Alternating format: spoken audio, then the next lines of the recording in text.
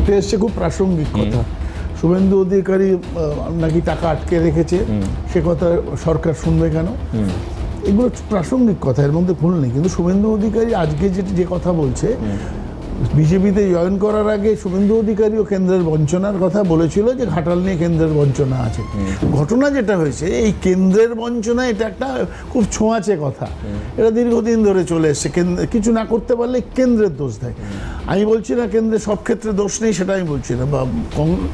আসলে ঘাটাল সেটা বলছিলেন তো, না কংগ্রেসের সময় টাকা দিয়েছে, প্রচুর টাকা দিয়েছে ঘাটাল নিয়ে। আসলে ঘাটালের সমস্যাটা কোথায়? একটা গামলার মতন জায়গা, সেই সমস্ত জায়গা থেকে জল এসে ওই গামলাটার মধ্যে পড়ে, যার জন্য এখানে বন্যাটা স্বাভাবিকভাবেই হয়। অঙ্কন একটা খুব প্রাসঙ্গিক কথা বলেছে যে ড্রেজিং হচ্ছে না। এবার সত্যি সত্যি ড্রেজিং এর জন্য টাকা দিচ্ছে, অথচ ড্রেজিং হচ্ছে না কেন? সমস্যা হলো নাব্যতা যেহেতু কমে গেছে এই আশেপাশে, ঘাটালের আশেপাশের নদীগুলো কেলেখাইতে। মানে অঙ্কনের এই তথ্য সুভাষিস দা ঠিক, কারণ আপনি তো তথ্য নিয়ে রাজনীতি করেন। নিশ্চিতভাবে সেটা হলো ড্রেজিং, মানে ড্রেজিং এর জন্য আপনি কেন্দ্রের বিরোধী দলের প্রতিনিধি হিসাবে বলছেন যে টাকা দিচ্ছে। I will be interrupted by you. না আমি জায়গাটা একটু ফোকাস করতে চাইছি দাদা, আমি এটা ইন্টেনশনাল, আমি ইন্টারাপ্ট করছি। ঘটনা যেটা হয়েছে মানে বিজেপি টাকা দিচ্ছে রাজ্যে, হ্যাঁ কংগ্রেস আমলেও দিয়েছে, কিন্তু ঘাটালটা দীর্ঘদিনের সমস্যা। ঘাটালটা আজকের সমস্যা না, বিজেপি আসার পর সমস্যা না, এটা দীর্ঘদিনের সমস্যা। এবার সমস্যা থেকে সমাধানে করতে যেতে পারেনি কেন? সমাধানের মধ্যে যেতে পারেনি, তার কারণ হলো ঘাটালের আশেপাশে কেলেঘাই থেকে আরম্ভ করে যত নদী আছে এগুলো নাব্যতা কমে গেছে। নাব্যতা কমে যাওয়ার ফলে এটা ড্রেজিং দরকার। ড্রেজিং করতে গেলে সেই মাটিটা তুলে রাখবে কোথায়? এই সমস্যাগুলো আছে। ড্রেজিং করতে গেলে কতটা মাটি উঠবে কল্পনা করা যায় না, কিন্তু সেই মাটি উঠতে গেলে ঘাটাল জলে ডুবে যাচ্ছে, মাটি রাখার জায়গা পাওয়া যাচ্ছে না। তাই হয় ঘাটালটা গামলার মতন তো হয় না, রাখবে কোথায়? একটা নৌকো গিয়ে তো মানে 250 কিলোমিটার দূরে মাটি হেলতে পারে না। নৌকা করে না, নৌকা মানে কি? যেটা ড্রেজার দিয়ে সড়ক পথে মাটি নিয়ে যায়, এটা উর্বর পলি মাটি। এটা তুমি জানো না ড্রেজিং এর? আমি তো জানতেই চাইছি, ওই জন্য আমি জানি না বলে তো জিজ্ঞেস করছি। ড্রেজিংটা যখন হয় তখন এই ড্রেজিং এর মাটি মানে পাশের পাড়ে ফেলতে হয়, যে পাড়টা ভাঙছে। হ্যাঁ ঠিক কি না? আচ্ছা, এইবার ঘটনা যেটা হয়েছে খুব স্বাভাবিক কারণে সেই পাড়টাও যদি জলমগ্ন থাকে তাহলে পরে মুশকিল, কারণ পার বাঁধানো নিয়ে, গঙ্গা পার বাঁধানো নিয়ে দীর্ঘদিনের একটা সমস্যা আছে।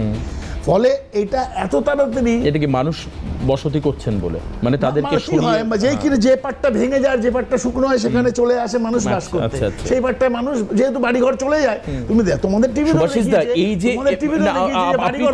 আপনি তো একটা ভৌগোলিক এবং বাস্তব কারণ বলছেন, আমার কথা এই কারণটাই মানুষকে কেন বোঝানো হচ্ছে? আপনি বললেন আমরাও টাকা দিয়েছি, মানে আপনারা বামেদেরকে টাকা দিয়েছিলেন, তখন বাম পরিচালিত সরকার। কথা বলি, সেটা হলো দেব বারবার বলে যে ঘাটালের যদি উন্নতি না হয়, ঘাটালের এই জলমগ্নতা আমাকে বিভ্রান্ত করে। যখন মানুষ অনেকবার বলেছে এবং অনেকবার বলেছে চেষ্টা করেছে ঘাটালকে ঠিক করার, কিন্তু পারেনি কেন? কিন্তু পারেনি, সম্ভব না, আপনি তো তাই বলছেন। পারছে না। এখানে আলোচনা করে আমরা পারবো না যদি দুটো গভর্নমেন্টের সাথে রিলেশনটা বেটার না হয়, তুতু মায় যদি হয়। আর খিচমেরি ফটো মানে সবাই তো এইটা নিয়ে ইন্টারেস্টেড, সবাই কেন্দ্রের নেতারাও খিচমেরি ফটো, এখানেও খিচমেরি ফটো। কিন্তু মূল কথা হলো যে মানুষগুলো কষ্টের মধ্যে আছে, তাদের জন্য দীর্ঘ মেয়াদী একটা পরিকল্পনা নেওয়া উচিত। এটা দীর্ঘদিন ধরে ঘাটালের সমস্যা চলছে। তাহলে পরে কি করা উচিত? দুজনে মিলে বসে জলসম্পদ বিভাগকে, যে মিনিস্ট্রি অফ ওয়াটার রিসোর্সেস আছে, তাদের সাথে কথা বলে ঘাটালকে দীর্ঘমেয়াদী একটা। এই কথা সুভাষিস দা হয়নি আপনি বলতে পারবেন? আমার কাছে রেকর্ড আছে, এই কথা এর আগে অনেকবার হয়েছে। না, যদি আন্তরিকতা থাকে তাহলে যেমন কিছুটা এগোয়, আমি বলি না পুরোটা এগোয়, কারণ এই সমস্যাটা দীর্ঘমেয়াদী সমস্যা, এতদিন তাহলে দূর হয়নি কেন? পারছে না, ভৌগোলিক অবস্থানের জন্য পারছে না, এবং কিছু ভূগোলের অভিশাপ আছে ওখানে, ভৌগোলিক কারণ আছে, এবং সেটা ভৌগোলিক অভিশাপ আছে, যার জন্য কিনা এটা সমস্যা হচ্ছে। এবার ঘটনা এই একই অভিযোগ শোনা যায় কলকাতার ক্ষেত্রেও। কলকাতাও নাকি এরকম একটা বেসিনের মতো, যে কারণের জন্য কলকাতায় জল কলকাতায় যাওয়ার রাস্তা আছে, তার ড্রেনেজ সিস্টেম আছে, ব্রিটিশ আমল থেকে করা আছে, সেই ড্রেনেজ সিস্টেম দিয়ে একদম গঙ্গায় চলে যায়। ওখানে আমি ঝন্টুদার কাছে আসি। ঝন্টুদা, এই মুহূর্তে ভারতবর্ষের একাধিক রাজ্য বন্যা কবলিত। মানে একদিকে আমি কিছুক্ষণ আগে কাশিতে দেখছিলাম বেনারসের একাধিক ঘাট ডুবে গেছে, হিমাচল প্রদেশে হরপাবান চলছে, তার সঙ্গে আরও একাধিক জায়গা আমি কিছুক্ষণ আগে দেখাচ্ছিলাম দর্শকদের। তাহলে এই ক্ষেত্রে নদীর জল যখন বাড়ছে, নিকাশি ব্যবস্থা নিয়ে প্রশ্ন উঠছে, মানে এলাকার উঁচু জায়গার জল তো নদীতেই পড়বে, এটা স্বাভাবিক। আজকে হাওড়ায় ডোমজুড়ের একজন তৃণমূল বিধায়ক বলেছেন জল তো বেরোবে না, ঈশ্বরের কাছে প্রার্থনা করুন যাতে বৃষ্টি না হয়। বিরোধীরা সমালোচনা করছেন, কিন্তু এর পিছনে আসল কারণটা কি? মানে কলকাতা, ঘাটাল সবই যদি এক পরিস্থিতি হয়। আমি দুটো অংশ ধরি, আমি কাশি বা অন্য জায়গায় যাচ্ছি না, প্রত্যেকটা অংশের ইস্যুগুলো কিন্তু আলাদা করে স্টাডির জায়গা, কেস স্টাডি আলাদা, মেলালে চলবে না। ঘাটাল নিয়ে দীর্ঘ আমাদের গবেষণা আছে। ঘাটালের প্রথম এবং প্রধান সমস্যাটা হচ্ছে সরকারের উইলিংনেসের অভাব, সেটা আজকের বা বিগত সরকারের। আচ্ছা, ও ঠিক বলেছে অঙ্কন, যে সেন্ট্রাল টাকা দিয়েছে, মাথায় রাখতে হবে মুখ্যমন্ত্রী যাই বলুক, ঘাটাল কিন্তু যৌথ উদ্যোগ, 50-50 ছিল, এই রেশোটা কিন্তু কম বেশি আছে, ফলে 60-40, ফলে এই জায়গায় দাঁড়িয়ে আপনি ঘাটালের, আমি সেন্ট্রাল স্টেটের কে কি এইসব নিয়ে যাচ্ছি না, লাস্ট জানুয়ারি মাসে হাইকোর্টের প্রধান বিচারপতির এজলাসে পশ্চিমবঙ্গ সরকারকে 1 সপ্তাহের মধ্যে জমা করতে বলেছিল হলফনামা। সেই হলফনামা জমা করতে গিয়ে মুখ্য সচিব কোনো কাগজ শো করতে পারেনি। কি কাগজ ছিল? যে এত বছরেও ঘাটালের পাইলট প্রজেক্ট প্ল্যানটা কি, প্ল্যানটা তৈরি হয়নি। আমি বলছি কেন্দ্র টাকা দিল, রাজ্য টাকা দিল, সব ছেড়ে দিন, আগে আপনি তো প্ল্যান সাবমিট করবেন। ধরুন কেন্দ্রের টাকাটা চলে গেছে, আপনি তো আবার রিঅ্যাপ্লাই করবেন। আমাদের অনেক ডিপার্টমেন্টের টাকা চলে যায়, আমরা খরচা করতে পারি না, আমাদের দোষে। ইউটিলাইজেশন সার্টিফিকেট না দিলে টাকা আসে না, কিন্তু তারপরে আমরা রিঅ্যাপিয়ার করি। রিঅ্যাপিয়ারের জন্য একটা সুস্থ প্ল্যান লাগবে, হাইকোর্টে জমা করা যায়নি প্রথম। দ্বিতীয়, ঘাটাল মাস্টার প্ল্যানের ড্রেনেজের মাটিটা তোলার জন্য যে জমি ল্যান্ড অকুপাই সরকার করতে পারেনি, একটা স্টেট গভর্নমেন্টের জমি তো। থার্ড, এই যে ডিবিসি বলে গালাগালি করছি আমরা, ডিবিসি তৈরি হওয়ার পরে বা যে কোনো এই ধরনের বিগ সেন্ট্রালের যে জলবিদ্যুৎ প্রকল্প তৈরি হলে পার্সপেক্টিভ যে বেনিফিশিয়ারি স্টেটগুলো, কারণ যেমন ডিবিসি হলে পরে ঝাড়খণ্ড, বিহার বা পশ্চিমবঙ্গ, তাদের 3টে স্টেটের রিপ্রেজেন্টেটিভ নিয়ে রাজ্য এবং কেন্দ্রের যৌথ উদ্যোগে ডিবিসির জল যেদিক দিয়ে ওভারফ্লো হয়ে গেলে, দেখো একটা বাঁধের জল তো ওভারফ্লো হয়ে গেলে রেখে দিয়ে লাভ নেই, বাঁধ ভেঙে যাবে, তাকে ছাড়তে হবে। জল যত বাড়বে সেই অনুপাতে ছাড়বে, কারো হাতে নেই, এটা কেউ ইচ্ছা করে ছাড়ে না।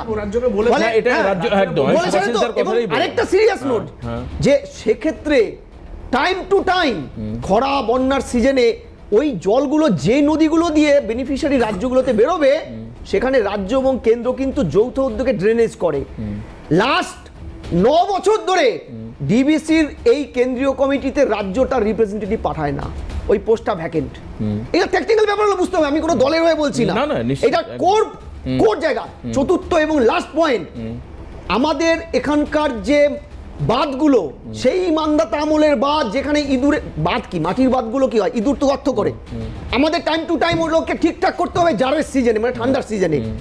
আমার ইনভেস্টমেন্ট নেই, ফলে বর্ষার প্রথম জলেই ইঁদুরের গর্তে জল ঢুকলে ভঙ্গুর বাঁধ ভেঙে পড়ে যাচ্ছে।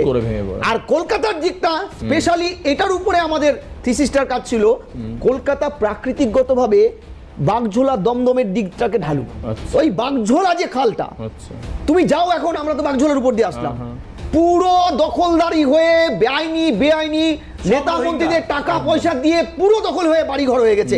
জলটা কোন দিক দিয়ে বেরোবে ভাই? ঝন্টুদা, আপনার এই প্রশ্নের উত্তর সৌরভদা, কেন দখলদার মুক্ত করা যাচ্ছে না, কেন কোনো পাইলট প্রজেক্ট তৈরি করা যাচ্ছে না, এবং সেই কারণের জন্য কেন্দ্র টাকা দিলেও সেই টাকা খুব স্বাভাবিকভাবে ফেরত যাবে।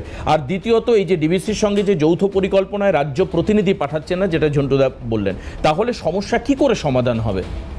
বন্যাটাকে মমতা বন্দ্যোপাধ্যায় একটা কথা পরিষ্কার বারবার বলছেন, ডিবিসিকে বারবার বলা সত্ত্বেও যে পরিমাণ জল রাজ্যের সঙ্গে কথা বলে ছাড়া উচিত, তার থেকে বেশি জল ছাড়া হচ্ছে। সারা ভারতে বৃষ্টি হচ্ছে, আমি কথাটা ঝন্টুদা বলার আগে বললাম এই জন্য, ওইটাই বলছি, বাঁধটা ভেঙে পড়লে তো রাজ্য ডুবে যাবে যদি বাঁধ ভেঙে যায় কোনো কারণে।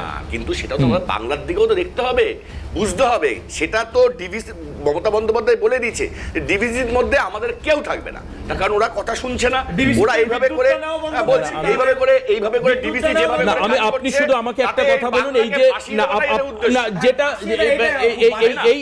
এই আলোচনায় সৌরভদা, এক মিনিট সৌরভদা, আপনি বলুন, এই যে দখলদারি বিভিন্ন, আপনি তো জানেন বাগজোলা খালের কি অবস্থা, আপনি জানেন ঘাটাল এলাকায় যে ছোট ছোট নদীগুলো রয়েছে, মিনিট। বছরে কবে dredging আপনি হচ্ছে? আমাকে বলুন যে এই Dredging- কাজগুলো করা হয় না কেন? অঙ্কন তুমি গিয়ে দেখে আসো এই কাজগুলো না, না, কেন dredging করা চলছে। হয় না? সারা সুভাষিস দা, বছর ধরে চলে। সুভাষিস দা। হয় না। সারা বছর ধরে চলে। হয়নি। অঙ্কন, এগুলো বলো না। এক মিনিট সুভাষিস দা চলো, ইনপুট তুমি দেবেন, দেখতে পারবে। সুভাষিস দা ইনপুট। Dredging হয়ে- সুভাষিস দা হয়েছে। বলছিলেন যে ড্রেজিং Dredging করে হয়েছে মাটি ওখানে। ফেলবার জায়গা নেই। এগুলো বলো না। হচ্ছে না। আর তুমি বলছো দখলদারি, আমি জানি না ঝন্টুবাবু কোথা থেকে দেখেছি, কোথায় দখলদারি হয়ে রয়েছে? পুরো দুপার জুড়ে হয়ে কি রয়েছে। অদ্ভুত কথাবার্তা। হলফনামা দিয়ে বাচ্চাখানের ওপরে কেউ ঘর বাড়ি করে রয়েছে। আমি জানি না, শুনতে পাচ্ছি আমি না। জানি না ধন্যবাদ। এই সমস্যা একজন আরেকজনের ঘাড়ে ফেললে খুব স্বাভাবিক। যখন বন্যা পরিস্থিতি হয়, হতে পারে অঙ্কনের ভাষায় খিচমেরি ফটো প্রোগ্রাম চলে, কিন্তু আমরা যেখানে বসে প্রোগ্রাম করছি, সৌরভদা জানবেন ভালো, সৌরভদা এলাকার মানুষ, একটি 6 মাসের সন্তান জলে, বাড়ির মধ্যে জল ডুবে খাটের থেকে পড়ে মারা গেছে কয়েকদিন, আজকে থেকে 2-3 দিন আগের ঘটনা। এখনো জল নামে। মর্মান্তিক খবর। এই খবর সৌরভদার জানার কথা, কারণ সৌরভদার পাশের এলাকা। আমার কথা হচ্ছে এই ভয়াবহ পরিস্থিতি থেকে যদি না বেরোনো যায়, এই ক্ষেত্রে সুভাষিস দা, সৌরভ দা, অঙ্কন, এই 3 জনেরই যে রাজনৈতিক পরিচয়, এই 3 রাজনৈতিক শক্তি এবং প্রশাসন যদি একসঙ্গে না হয়, কি করে সম্ভব?